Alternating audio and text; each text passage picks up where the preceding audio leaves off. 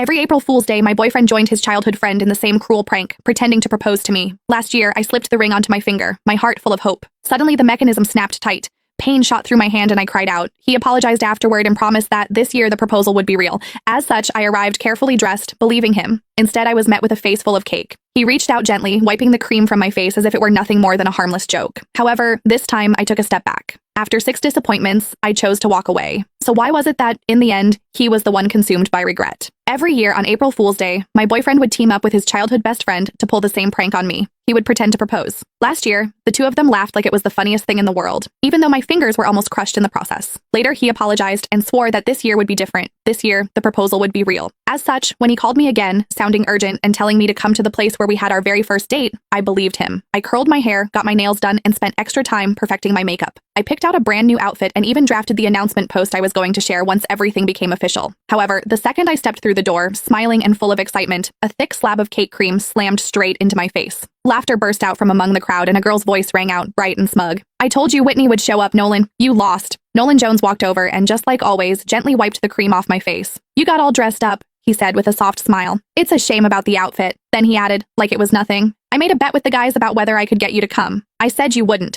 If I won, I'd propose tomorrow. If I lost, I'd propose next year." He looked at me, still smiling. "Sorry, since you showed up, I guess we're not getting married this year after all." I stared at him quietly. "So, you do know what tomorrow is?" He let out a careless laugh. "Of course I do. It's our 6-year anniversary. How could I forget?" The cream clung to my face, sticky and cold. At that moment, something inside me went completely numb. Our anniversary did not even take precedence over a prank, just like I could never beat her. I slipped off the plain couple's ring I had worn for 6 years. "Then let's break up." The sharp, clear sound of the ring hitting the floor cut through the room, and everything went silent. Nolan frowned a little. "Don't make a big deal out of this. It's just some cream. I'll wash it off for you later. You know Sylvia used to go way harder than this. She's already holding back." He glanced at the others. "It wasn't easy getting you here. Don't make it look like I can't even have fun just because I'm in a relationship." Sylvia Lowell made a face, looking upset. "Whitney, it's just a joke. If you don't like it, we'll stop, okay? Why are you talking about breaking up over something like this?" "See, I told you Whitney can't take a joke," someone else said. "You insisted on calling her, now look at what's happened." Sylvia huffed and sat on the couch. The mood shifted instantly. The way everyone looked at me turned cold. She was the only girl in their group, the one everyone spoiled. As long as she was unhappy, everyone would rush to comfort her, Nolan included. The first time I met her, she organized a game of truth or dare. When other people got dared, it was just something a little embarrassing. However, when it was my turn, they asked me to do something way out of line in front of everyone. All I said was that it was too much and I did not like it. Sylvia's eyes immediately turned red and she ran out of the room. Everyone ran after her, Nolan too.